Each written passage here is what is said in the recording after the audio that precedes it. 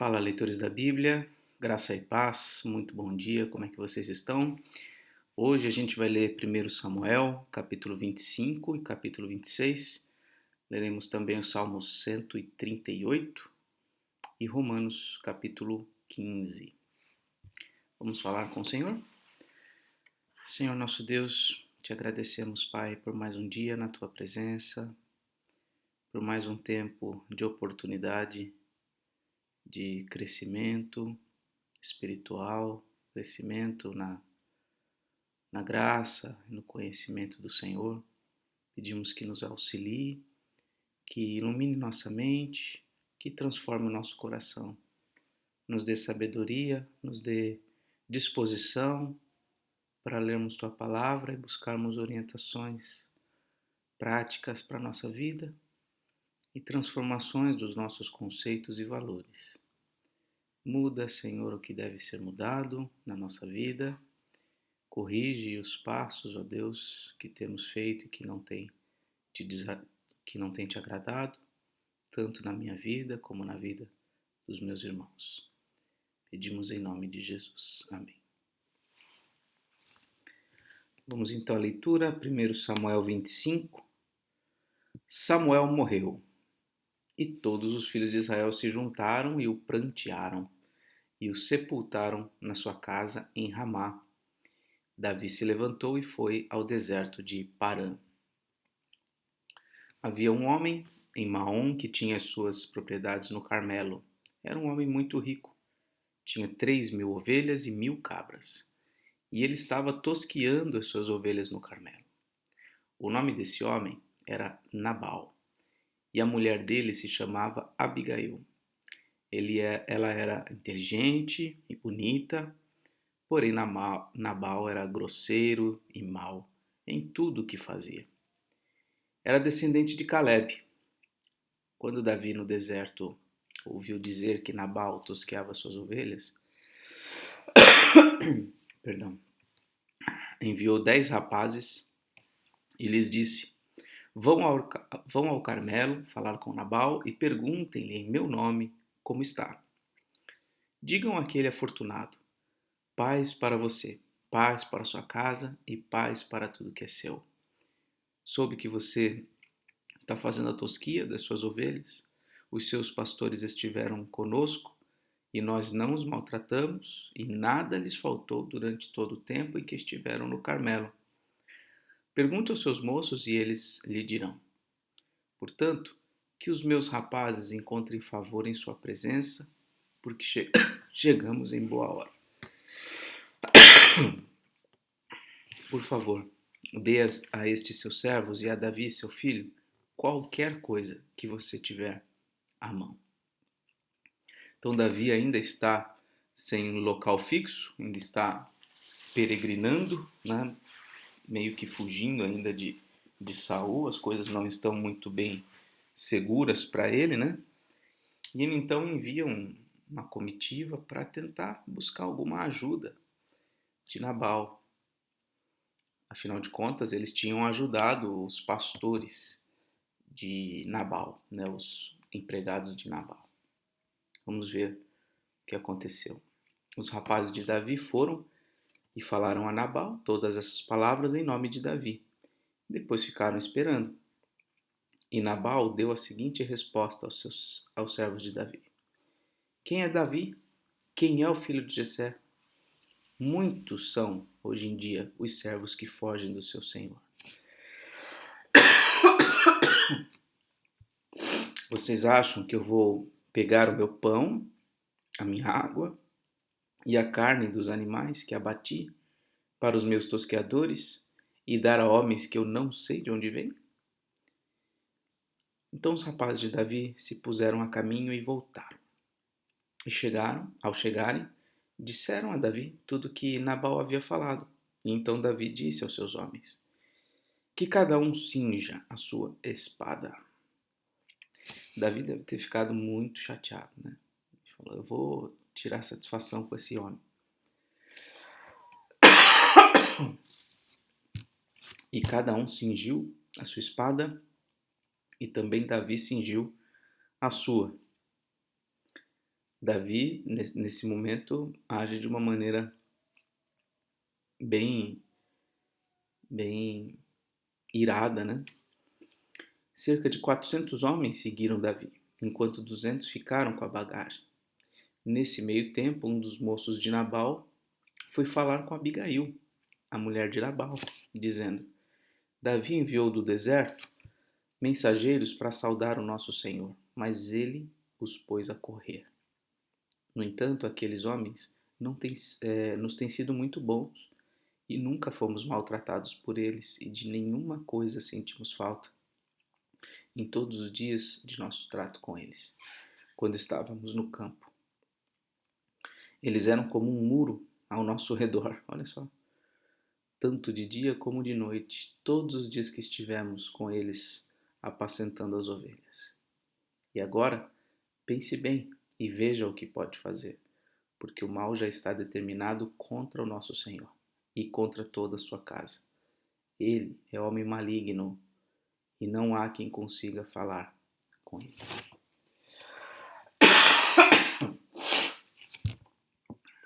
Então Abigail pegou a toda pressa 200 pães, 2 odres de vinho, 5 ovelhas preparadas, 5 medidas de trigo tostado com cachos de passas e 200 pastas de figos, e pôs tudo sobre jumentos. Então disse aos seus servos: Vão na minha frente, que eu vou logo atrás. Porém ela não contou nada a seu marido Nabal. Enquanto ela, cavalgando um jumento, descia encoberta pelo monte, Davi e seus homens também desciam, e ela se encontrou com eles. Então, olha a atitude da mulher. Ela ouviu a narrativa do servo de que Davi certamente viria para tirar satisfações, e ela se antecipou, preparou tudo aquilo que ela preparou, pães, figos, enfim, vinho, tudo que pudesse ser levado para apaziguar o coração de Davi, e ela própria vai na sequência. E aí diz o versículo 21, ora, Davi tinha dito, com certeza de nada adiantou ter protegido tudo que esse homem possui no deserto, de nada sentiu falta de tudo que lhe pertence. Ele me pagou o bem com o mal. Que Deus me castigue se até o amanhecer eu não matar todos os do sexo masculino que estão com ele. Quando Abigail viu Davi, desceu depressa do jumento e prostrou-se sobre o rosto diante de Davi, inclinando-se até o chão. Lançou-se aos pés de Davi e disse: Meu senhor, que a culpa recai sobre mim. Permita que esta tua serva fale e escute as palavras da sua serva. Que o meu senhor não se importe com aquele homem maligno, a saber, com Nabal, porque ele é o que significa o seu nome. Nabal é o seu nome, e a tolice o acompanha. Eu, porém, esta tua serva, não vi os rapazes que o meu senhor mandou. Agora, meu senhor, tão certo como vive o Senhor Deus, e tão certo como vive a sua alma, foi o Senhor Deus quem o impediu de derramar sangue e de fazer justiça com as próprias mãos. Que os seus inimigos e os que procuram fazer mal ao meu senhor sejam como Nabal. Este é o presente que esta tua serva trouxe ao meu senhor. Que ele seja dado aos rapazes que seguem o meu senhor. Perdoe a transgressão desta tua serva, pois o Senhor Deus certamente firmará a casa de meu senhor. Ela está chamando Davi de senhor.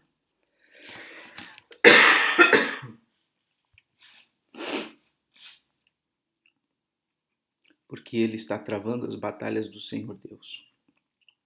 E que não se ache mal em meu senhor durante toda a sua vida. E se algum homem se levantar para o perseguir e tirar-lhe a vida, e a vida de meu senhor será atada no feixe dos que vivem com o Senhor seu Deus. Porém a vida de seus inimigos, este a lançará fora como se atirasse da cavidade de uma funda. E quando o Senhor Deus tiver feito a meu senhor todo o bem que falou a seu respeito, e o tiver colocado como príncipe sobre Israel, então meu senhor não terá motivo de pesar ou de remorso por ter derramado sangue inocente e por ter se vingado com as próprias mãos. E quando o Senhor Deus tiver feito o bem a meu senhor, então lembre-se desta tua serva.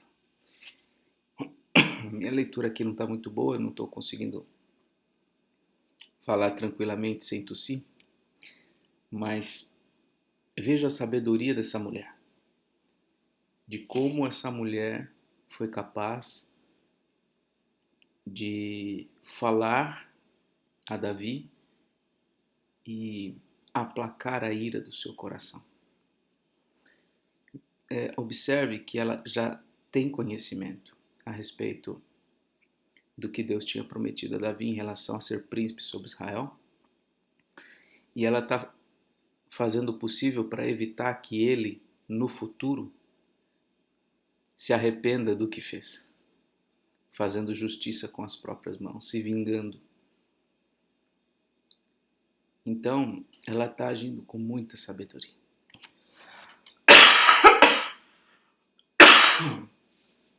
Então Davi disse a Abigail: Bendito o Senhor, Deus de Israel, que hoje mandou você ao meu encontro. Bendita seja a sua prudência e bendita seja você mesma, que hoje me impediu de derramar sangue e de me vingar com as minhas próprias mãos. Porque tão certo como vive o Senhor, Deus de Israel, que me impediu de fazer mal a você, se você não tivesse se apressado e não tivesse vindo ao meu encontro, não teria ficado a Nabal até o amanhecer, nenhum sequer do sexo masculino. Então Davi recebeu da mão de Abigail o que esta lhe havia trazido e lhe disse: Volte em paz para sua casa. Como você pode ver, dei ouvidos ao que você me falou e atendi ao seu pedido. A mulher sábia edifica a sua casa, mas a mulher insensata com as próprias mãos a derruba, diz o provérbio. Então, se não me engano, o 14. Então fica um exemplo aqui, dessa mulher Abigail, um exemplo de sabedoria, exemplo de prudência, de como falar a um homem, a um líder, né? De como aplacar a ira. E veja, isso não se aplica especificamente ou somente ao marido, porque Davi não era marido de Abigail até então. Mas ela soube se posicionar com sabedoria e fazê-lo pensar em algo que naquele momento de ira ele não raciocinou corretamente. Abigail voltou para junto de Nabal, e eis que ele fazia em casa um banquete, como banquete de rei. O seu coração estava alegre e ele bastante embriagado. Por isso ela não lhe contou absolutamente nada até o amanhecer. Pela manhã, quando Nabal já estava livre do vinho, sua mulher lhe contou tudo. Então o coração dele amorteceu dentro do peito, e ele ficou como uma pedra. Passados uns 10 dias, olha só, o Senhor feriu Nabal e ele morreu. Lá em Romanos 13 ou 12, que a gente está lendo, se não me engano 12, fala sobre não nos vingarmos e darmos espaço à ira de Deus. E o que essa história está mostrando é basicamente isso. Quando nós nos privamos de exercer justiça com as nossas mãos, Deus o fará no tempo devido. Deus é quem é o juiz de todas as coisas. A gente deve descansar na sua justiça e dar espaço para que a vingança, se precisar ser feita, não seja feita por nossas próprias mãos. Nosso Deus é também o nosso vingador, diz a Escritura. Então Ele é quem vai acertar as contas com quem eventualmente esteja nos fazendo mal, quem sejam nossos inimigos. Quando Davi soube que Nabal havia morrido, e agora ele não tem culpa alguma no seu coração do que aconteceu, ele disse: Bendito seja o Senhor, que pleiteou a causa da afronta que recebi de Nabal. Foi Deus quem pleiteou a causa e livrou este seu servo de fazer o mal. Olha só, ele vê a mão de Deus nessa história. O Senhor fez com que a maldade de Nabal caísse sobre a própria cabeça dele. Então Davi mandou um recado a Abigail, dizendo que desejava tomá-la por mulher. Os servos de Davi foram até Abigail no Carmelo e lhe disseram: Davi nos mandou buscá-la, para que a senhora seja sua mulher. Então ela se levantou, se inclinou com o rosto em terra e disse: Eis que esta tua serva servirá de criada, para lavar os pés dos criados de meu senhor. Abigail se dispôs imediatamente e montou seu jumento. E ela, acompanhada pelas 5 moças que a serviam, seguiu os mensageiros de Davi, que a recebeu por mulher. Davi também havia tomado por mulher Ainoã de Jezreel, e ambas foram suas mulheres. Saul tinha dado sua filha Mical, mulher de Davi, a Palti, filho de Laías, que era de Galim. Então essa é a situação de Davi, e a gente não tem como esconder essa poligamia acontecendo. E em momento algum, como eu já falei várias vezes aqui, nós vemos qualquer aprovação de Deus dessas coisas. Tudo isso acaba se tornando não em bênção, mas em prejuízo mesmo. Prejuízo em vários sentidos. E ao longo da história de Davi isso vai ficar claro. Também na história de Salomão, por exemplo, que foi muito além de Davi no tomar mulheres para si. Então a Bíblia não esconde que esses homens de Deus fizeram essas coisas e erraram ao fazer essas coisas e sofreram consequências por conta disso. Capítulo 26. Os ifeus foram falar com Saul em Gibeá e disseram: Não é verdade que Davi está escondido no monte Aquilá, ou Aquila, em frente de Gesimon? Esses ifeus aqui já tinham dedurado Davi anteriormente e agora novamente eles estão dizendo onde Davi está. Então Saul se levantou, foi ao deserto de Zif em busca de Davi, levando consigo 3.000 homens escolhidos de Israel. Saul acampou no monte de Aquila, ou Aquilá, em frente de Gesimon, junto ao caminho, porém Davi ficou no deserto. Quando ouviu dizer que Saul vinha à sua procura no deserto, enviou espias e soube que Saul de fato tinha chegado. Gente, a gente leu na leitura anterior, ou na anterior, não me lembro agora, que Davi teve a oportunidade de matar Saul, rasgou o seu manto para mostrar que ele teve piedade de Saul.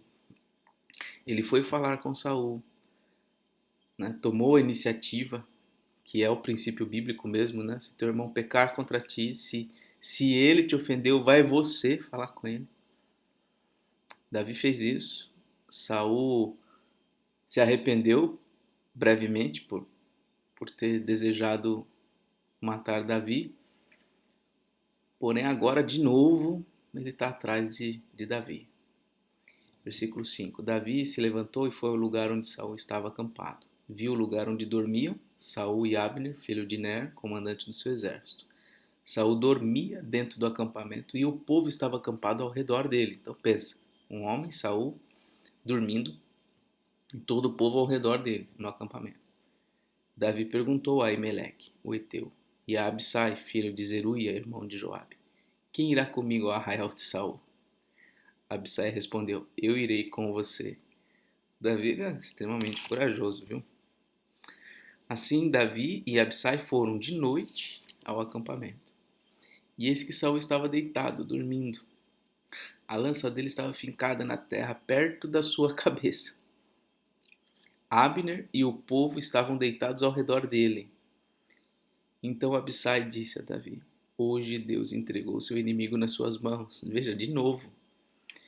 Deixe que eu vá agora encravá-lo com a lança ao chão. Com um só golpe, não será preciso o segundo golpe.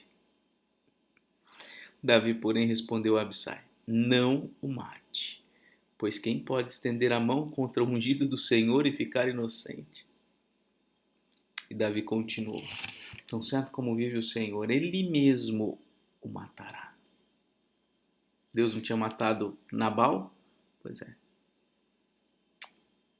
Tão certo como vive o Senhor, o próprio Deus vai matar o Saul. Eu não vou fazer isso. E esse é um significado da palavra mansidão. Mansidão, o manso não é o fraco. O manso é aquele que consegue dominar a sua força, dominar o seu ímpeto. E Davi se mostra nesse sentido manso. Tão certo como vive o Senhor, ele mesmo matará, ou chegará o dia da sua morte, ou indo para a guerra será morto em combate. O Senhor me livre de estender a mão contra o seu ungido. Agora, porém, pegue a sua lança que está perto da cabeça dele e o jarro de água. E vamos embora. Vamos pegar a lança e o jarro. E vamos embora. Então Davi pegou a lança e o jarro de água que estavam perto da cabeça de Saul, e eles foram embora. Ninguém viu, nem ficou sabendo, nem acordou. Todos dormiam porque havia caído sobre eles um sono profundo, olha só, vindo da parte de Deus, vindo da parte do Senhor. Quando Davi tinha passado para o outro lado, pôs-se no alto do monte ao longe, de maneira que havia uma grande distância entre eles. Então gritou para o povo e para Abner, filho de Ner, dizendo: Você não vai responder, Abner? Então Abner respondeu: Quem é você que está aí gritando para o rei? Davi respondeu: Você não é homem? E quem é igual a você em Israel? Então por que não protegeu o seu senhor, o rei? Por que alguém do povo foi até aí para matar o rei, seu senhor? Não é bom isso que você fez. Tão certo como vive o Senhor Deus, vocês merecem morrer, vocês que não protegeram seu Senhor, o ungido do Senhor Deus. Agora vejam onde está a lança do rei e o jarro de água que estava perto da cabeça dele. Então, de longe, Davi está gritando para Abner, que era quem estava ali do lado de Saul e devia ter protegido o seu senhor. Então Saul reconheceu a voz de Davi, de novo, a mesma coisa, e disse: Esta é a sua voz, meu filho Davi. Quando Saul ouvia a voz de Davi, ele se derramava. E Davi respondeu: Sim, é a minha voz, ó rei, meu senhor. Disse mais: Por que o meu senhor está perseguindo o seu servo? O que foi que eu fiz? Que maldade se acha nas minhas mãos? E agora, ó rei, meu senhor, por favor, escute as palavras deste seu servo. Se é o Senhor Deus que o está incitando contra mim, que ele aceite uma oferta. Mas se são os filhos dos homens, que sejam malditos diante do Senhor, porque eles me expulsaram hoje, para que eu não tenha parte na herança do Senhor, como que dizendo, vai e sirva outros deuses. Agora, que o meu sangue não seja derramado longe desta terra do Senhor, porque o rei de Israel saiu em busca de uma pulga, como quem persegue uma perdiz nos montes. Então Saul disse, olha aí de novo, pequei, volte meu filho Davi, pois não mais lhe farei mal, porque hoje a minha vida foi preciosa aos seus olhos. Eu tenho agido como um louco e cometi um erro muito grande. E Davi respondeu, aqui está a lança, ó rei, que um dos seus rapazes venha aqui pegá-la.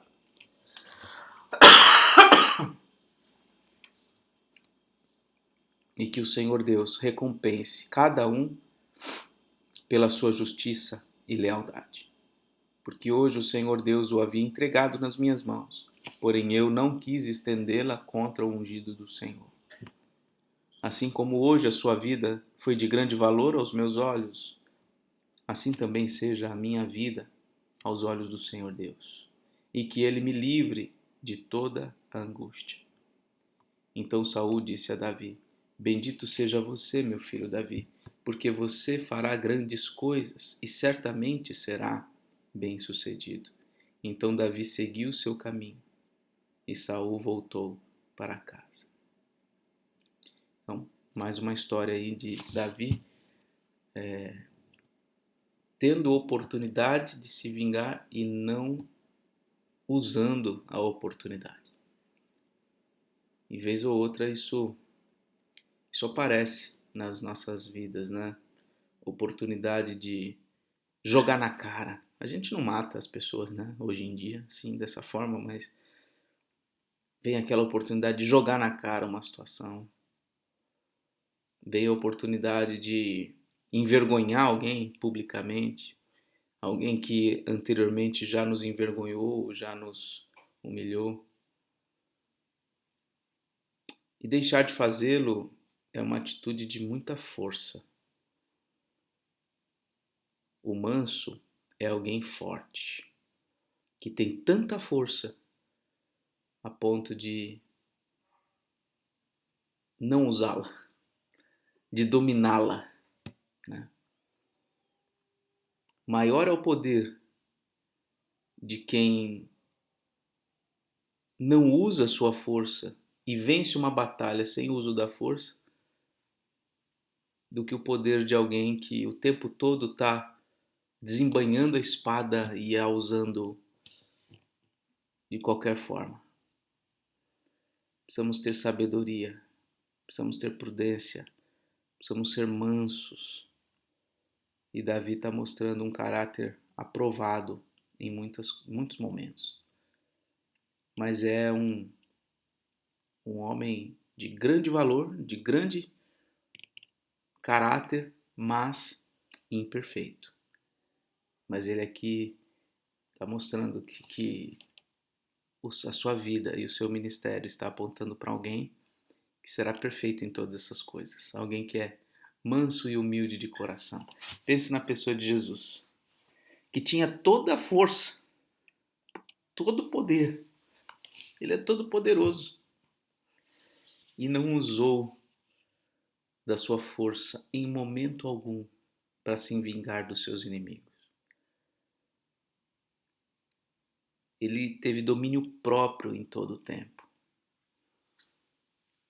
E ele venceu seus inimigos calado,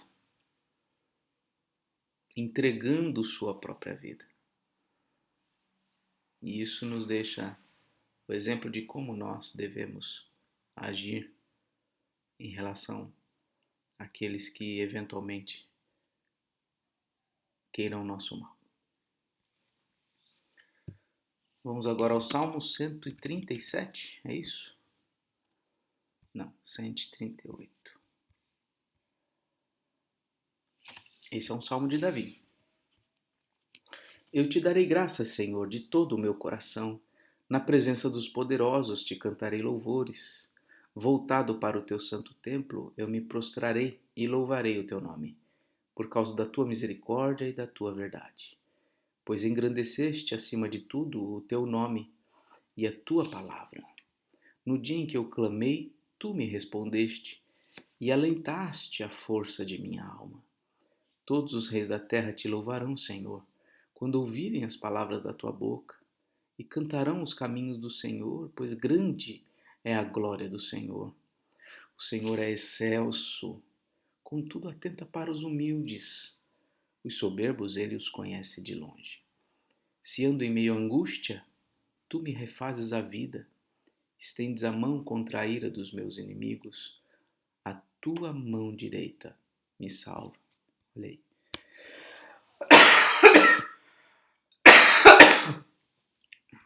Talvez esse verso resuma a experiência de Davi nesses capítulos que nós lemos hoje. Ele acredita que o Senhor é quem estende a mão contra os seus inimigos e que a mão direita do Senhor é que o salva, não a sua própria mão. O que diz a respeito de mim, o Senhor levará a bom termo. O que diz respeito a mim, o Senhor levará a bom termo. A tua misericórdia, ó Senhor, dura para sempre. Não desampares as obras das tuas mãos. Esse é o Salmo 138 e agora Romanos 15, penúltimo capítulo de Romanos. Ora, nós que somos fortes na fé, temos de suportar as debilidades dos fracos e não agradar a nós mesmos. Portanto, cada um de nós agrade ao próximo no que é bom para a edificação, porque também Cristo não agradou a si mesmo, pelo contrário, como está escrito, os insultos dos que te insultavam caíram sobre mim. Pois tudo o que no passado foi escrito, para o nosso ensino foi escrito, a fim de que pela paciência e pela consolação das Escrituras tenhamos esperança. Ora, o Deus da paciência e da consolação lhes conceda o mesmo modo de pensar de uns para com os outros, segundo Cristo Jesus, para que vocês, unânimes e a uma só voz, glorifiquem o Deus e Pai de nosso Senhor Jesus Cristo. O início desse trecho fala sobre agradar aos outros e não a si mesmo, né? Procurar sempre a edificação dos outros. Eu me lembrei aqui do texto de 1 Coríntios 10, 30 e em diante,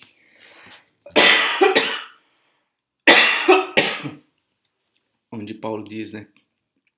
Quer comais, quer bebais, ou façais qualquer outra coisa, fazei tudo para a glória de Deus. E na sequência ele diz, deixa eu colocar lá para não falhar minha memória aqui. 1 Coríntios 10, aqui ó. Se vocês comem ou bebem ou fazem qualquer outra coisa, façam tudo para a glória de Deus. Aí olha aqui ó, não se tornem motivo de tropeço, nem para os judeus, nem para os gentios, nem para a igreja de Deus, assim como também eu procuro em tudo ser agradável a todos, não buscando o meu próprio interesse, mas o de muitos para que sejam salvos. Então faz parte dessa ideia de glorificar a Deus o não ser motivo de tropeço para ninguém e de ser agradável a todos, não buscando o nosso próprio interesse, para que sejam salvos. Então, o que Paulo está mostrando aqui é que os outros são mais importantes do que nós mesmos. Não há momento algum nas Escrituras que haja uma palavra no sentido, olha, você precisa se amar. Você deve se amar. Não, a Bíblia já parte do pressuposto que nós nos amamos, que nós visamos o nosso próprio bem. Quando Jesus fala sobre o amor ao próximo, ele diz, ame ao próximo como a ti mesmo. Ou seja, assim como você se ama, assim como você se protege, assim como você quer o bem para você, faça isso pelo outro. Então, essa pregação psicologizada de que nós devemos nos amar, isso não é um incentivo bíblico. Pelo contrário, nós devemos amar ao outro e fazer o que for agradável aos outros, não buscando o nosso próprio interesse, buscando o bem do outro, buscando a edificação do outro, buscando a salvação do outro.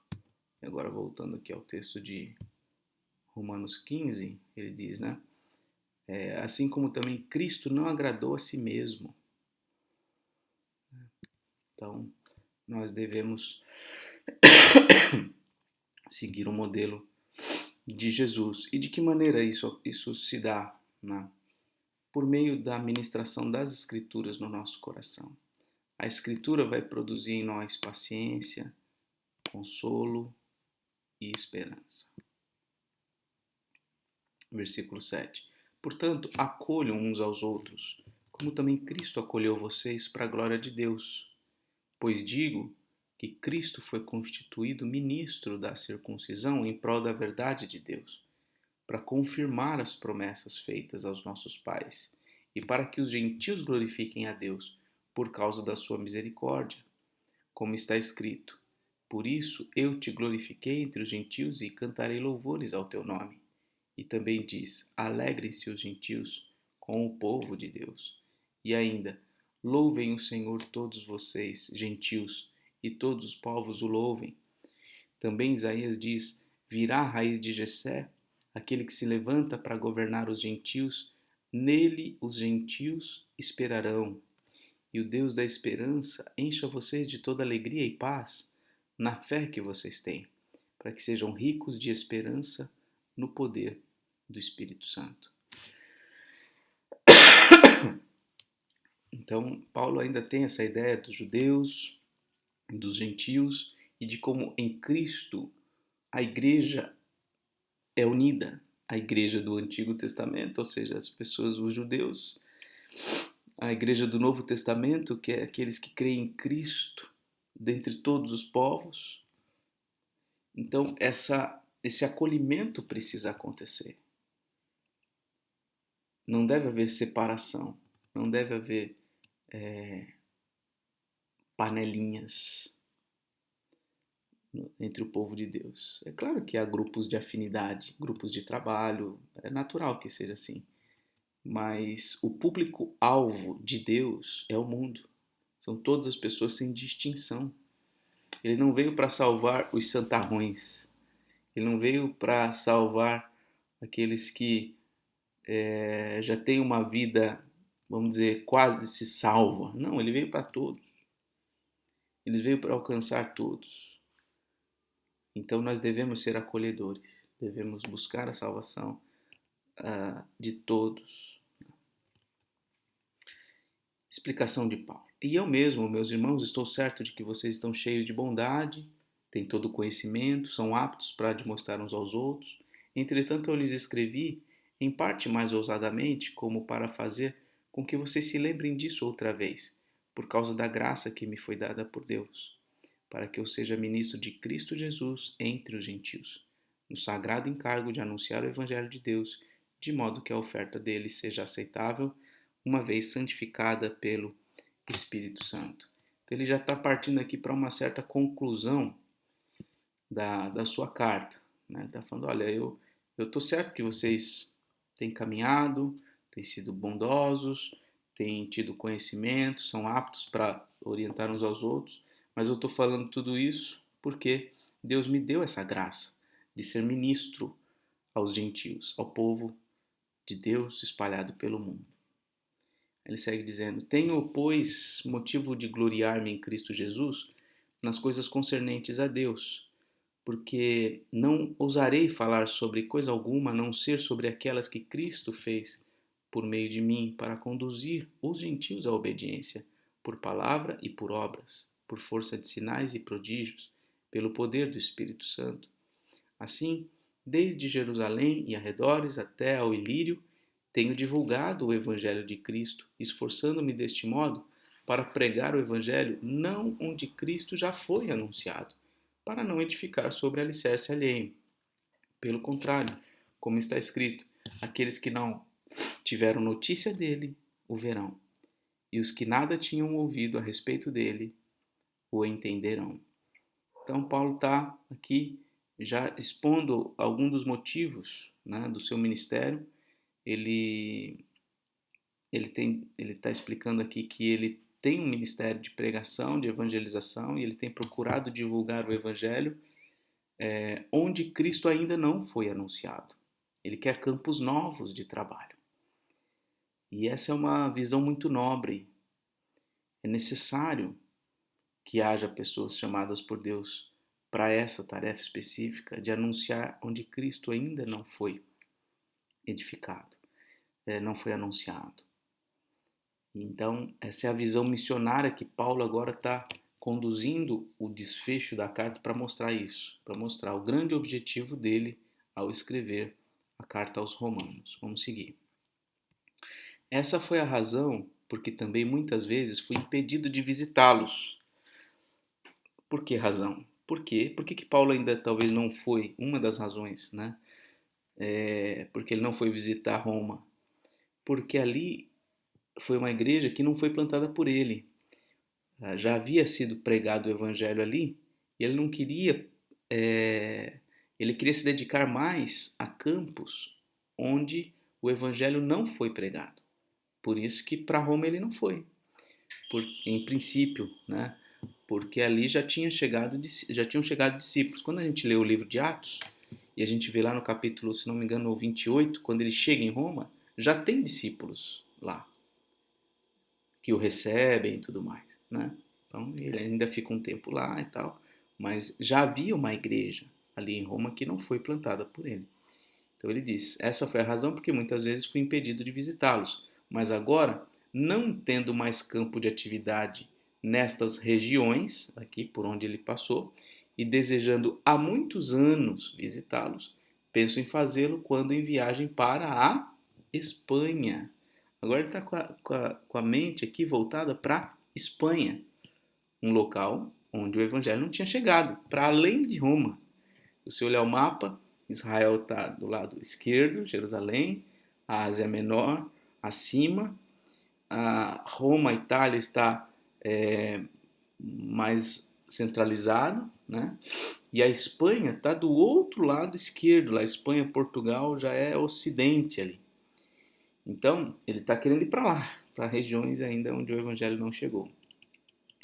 Pois espero que de passagem eu possa vê-los e que vocês me encaminhem para lá, depois de haver primeiro desfrutado um pouco da companhia de vocês. Aqui nós vemos a razão pela qual Paulo está escrevendo essa carta. Ele quer se apresentar à igreja de Roma, mostrar a sua teologia, expor quem ele é, como ele pensa, dar o seu ensino, suas orientações como apóstolo aos gentios. Né? E ele fala: olha, eu quero passar por vocês, eu quero visitar vocês, eu quero ser encaminhado por vocês para lá. Ele quer fazer da igreja de Roma uma igreja missionária. Né? Por isso que ele está desmistificando toda essa questão do evangelho aos gentios. Porque esse é o plano de Deus, alcançar todos os povos com o seu evangelho. Então, ele está mostrando, olha, é importante que nós nos voltemos para os gentios, que é o Israel de Deus. Né? Todas as pessoas, sejam judeus, sejam gentios, todo Israel de Deus, aqueles que confiam em Cristo. Mas agora ele diz: estou de partida para Jerusalém, a serviço dos santos. Eu estou indo para Jerusalém, vou servir eles, vou levar assistência para eles. Porque a Macedônia e a Caia resolveram levantar uma coleta em benefício dos pobres dentre os santos que vivem em Jerusalém. Jerusalém está vivendo um contexto de perseguição, os cristãos estavam sendo bastante prejudicados, então ele está falando: olha, eu vou levar assistência para eles. Isso lhes pareceu bem e de fato lhes são devedores. Ele está dizendo: olha, os crentes lá da Macedônia e da Caia são devedores dos judeus. De certa forma, os judeus tiveram uma importância muito grande, né, na salvação dos gentios. Foram judeus convertidos que levaram o evangelho aos gentios. Por quê? Se os gentios têm sido participantes dos valores espirituais dos judeus, devem também servi-los com bens materiais. Então, bem, se os judeus têm compartilhado os valores espirituais com os gentios, faz sentido que os gentios também deem apoio material, se necessário for, aos judeus. Tendo, pois, concluído isto e havendo-lhes consignado este fruto, irei à Espanha, passando por aí. E bem sei que, ao visitá-los, irei na plenitude da bênção de Cristo. Irmãos, por nosso Senhor Jesus Cristo e também pelo amor do Espírito, peço que lutem juntamente comigo nas orações a Deus, a meu favor, para que eu me veja livre dos rebeldes que vivem na Judéia. Os judeus da Judéia incomodavam bastante Paulo, indo por todo lugar perseguindo ele. A gente viu isso em Atos. e que este meu serviço em Jerusalém seja bem aceito pelos santos. Isto para que, pela vontade de Deus, eu chegue à presença de vocês com alegria e possa ter algum descanso na companhia de vocês. E o Deus da paz esteja com todos vocês. Amém. Então, no final das contas, ele vai chegar em Roma, mas ele vai chegar preso e tudo mais, mas Deus dá um tempo de oportunidade ali para ele, na sua casa, enfim, de poder servir e compartilhar o evangelho com os judeus, com os gentios em Roma, enfim, ele tem bastante liberdade, né? E aí vem o capítulo 16, que aí é a saudação final e recomendação de várias pessoas, enfim. Aí a gente vai ler isso depois. Então a gente termina assim a leitura de hoje. Um forte abraço e até mais, se Deus quiser.